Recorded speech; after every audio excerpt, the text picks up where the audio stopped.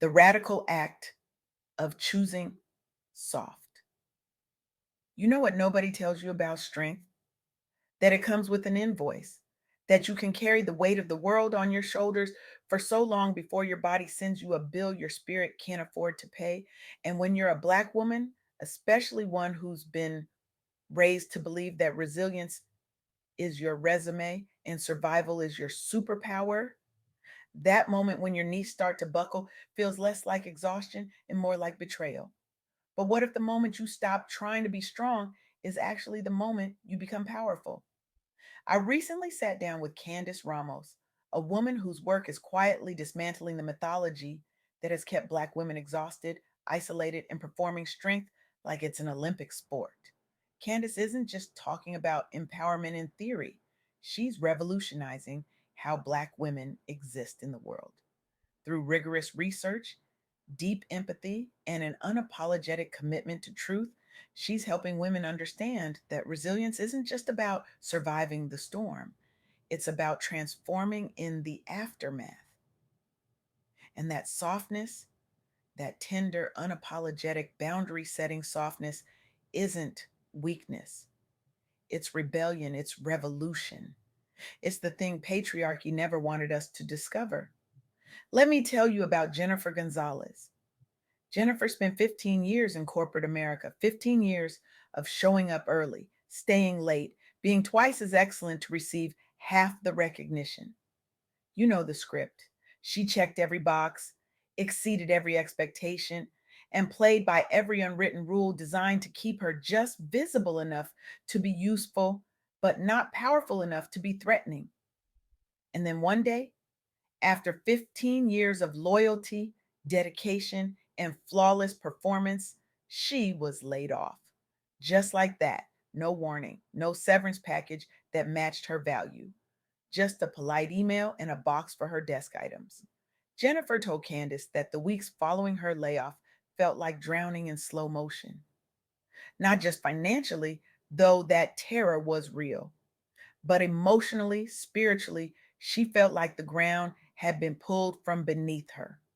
She questioned everything: her intelligence, her worth, her decisions. She wondered if she'd wasted 15 years of her life building someone else's dream while her own withered in the background.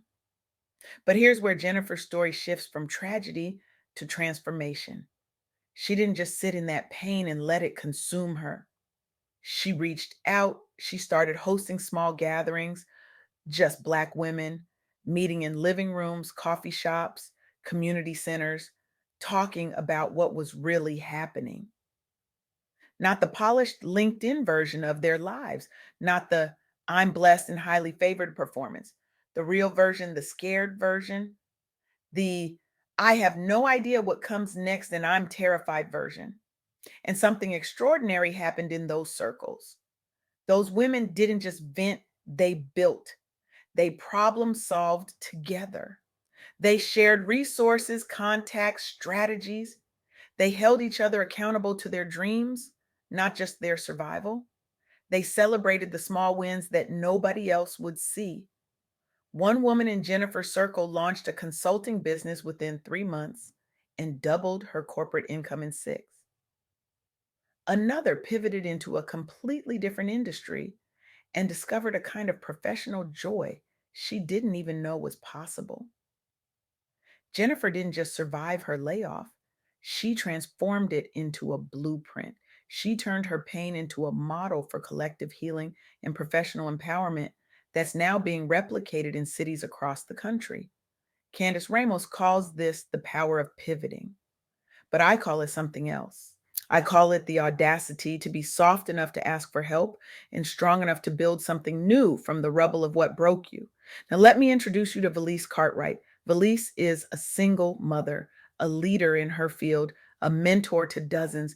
And for most of her adult life, she wore the superwoman cape like it was stitched directly into her skin. She worked full time, raised her children alone, showed up for her community, mentored younger professionals, volunteered at church, and smiled through it all. Because that's what we do, right? We hold it together. We don't complain, We don't crack. We don't let anyone see us sweat, cry, or stumble. Except Valise did crack, not publicly, not dramatically, but quietly in the moments when no one was watching. She was exhausted in a way that sleep couldn't fix, burnt out in a way that vacations couldn't heal. She was running on fumes and calling it premium fuel. And then one day, Valise made a decision that changed everything. She let go of the cape. She started saying no, not with guilt, not with lengthy explanations or apologies, but with clarity, with conviction, with the understanding that her peace was not negotiable. She set boundaries around her time, her energy, her emotional labor. She sought out mentorship instead of trying to figure everything out in isolation. She prioritized her well being, not as a luxury or an indulgence, but as a non negotiable necessity. Valise told Candice that the hardest part wasn't saying no to other people, it was giving herself permission to rest without feeling like she was failing. It was unlearning the belief that her value was directly tied to how much pain she could endure, how much work she could produce, how much she could sacrifice before she finally collapsed.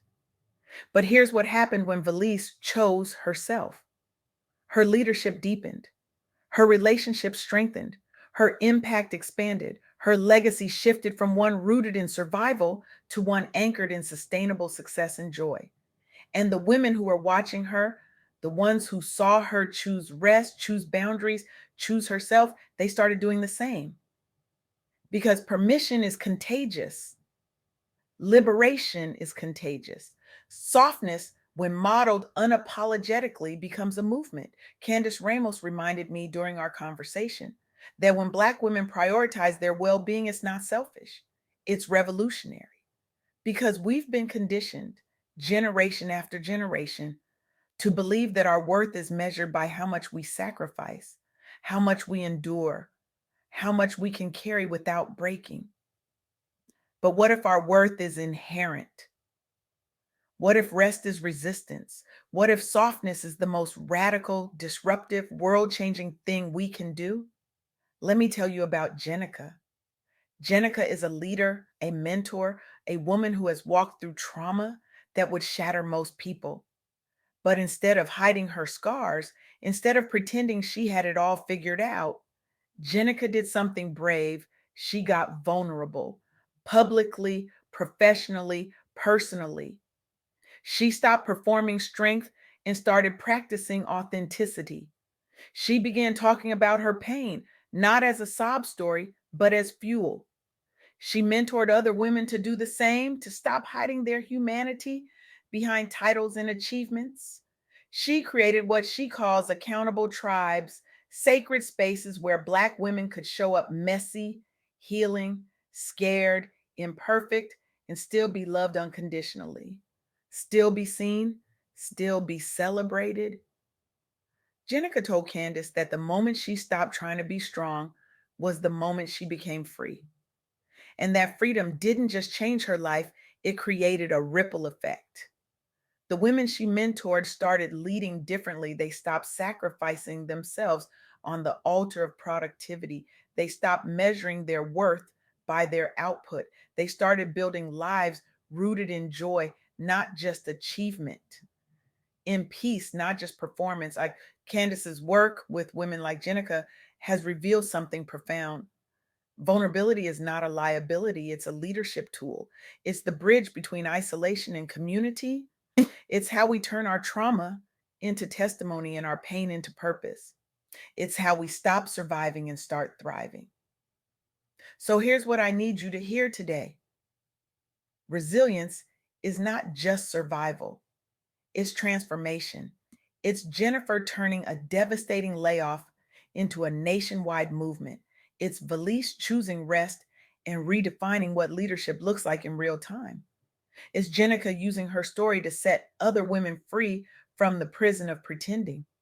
But transformation doesn't happen in isolation, it happens in community. It happens when we stop pretending we have it all together and start being honest about where we're struggling, where we're scared, where we need support. It happens when we build tribes, circles, spaces where vulnerability is honored and healing is possible, where softness is celebrated and strength is redefined. Candice Ramos has spent her career studying what makes Black women thrive, not just survive. And what she's discovered is this: we don't need to be stronger, we need to be softer. We need to give ourselves permission to rest without guilt, to say no without explanation, to set boundaries without apology, to ask for help without shame, to prioritize our peace as a sacred, non negotiable practice. Because here's the truth that nobody wants to say out loud: softness is not weakness. Softness is strength that's secure enough not to prove itself. Softness is power that doesn't need an audience. Softness is the quiet rebellion of a woman who's decided she's done carrying the world and ready to start enjoying it. So here's what I'm asking you to do: not tomorrow, not next week, today, right now. After you finish listening to this, reach out to someone you trust, share a piece of your story, not the polished Instagram ready version, the real one, the scared one, the I don't have it all figured out and I'm barely holding on version. And then find or create a space where that kind of honesty is not just tolerated, but celebrated. A space where you can be soft, where you can be healing, where you can be fully unapologetically human. Use your experiences, even the painful ones, especially the painful ones, as fuel, not to prove how strong you are, but to empower yourself and others to live differently, to live softer, to live freer, to live with boundaries that protect your peace and choices that honor your worth. Candice Ramos is doing work that's changing lives, one conversation, one woman, one boundary at a time. She's helping us see that the soft girl era isn't about giving up. It's about waking up. It's about reclaiming joy, rest, and freedom without guilt, without apology, and without explanation. And if you're sitting here thinking, but I can't afford to be soft, I have too many responsibilities, too many people depending on me, I want you to hear this. You cannot pour from an empty cup. You cannot lead from a place of depletion. And you cannot love others well if you don't love yourself first. Your softness is not a luxury, it's a necessity. Your rest is not laziness, it's resistance. Your boundaries are not selfish, they're sacred. Your healing is not optional, it's essential. So drop the cape. Release the roles that no longer serve you. Redefine what strength means on your terms. Embrace the softness that's been waiting for you. Heal in real time, messy and imperfect and beautifully human. Protect your peace like your life depends on it, because it does. And turn your survival into something sacred, something that supports not just you, but the women coming behind you, the ones watching, waiting, wondering if they're allowed to choose themselves too. This is your soft girl era. This is your permission slip. This is your invitation to stop surviving and start thriving, to stop performing and start being, to stop carrying and start living, to stop proving and start resting, to stop sacrificing and start celebrating. The world doesn't need another strong Black woman. The world needs you, whole, rested, joyful, soft, and free. And that version of you, the one who chooses herself unapologetically, is the most powerful force this world has ever seen. Now go be soft, go be free, go be whole. The revolution is waiting.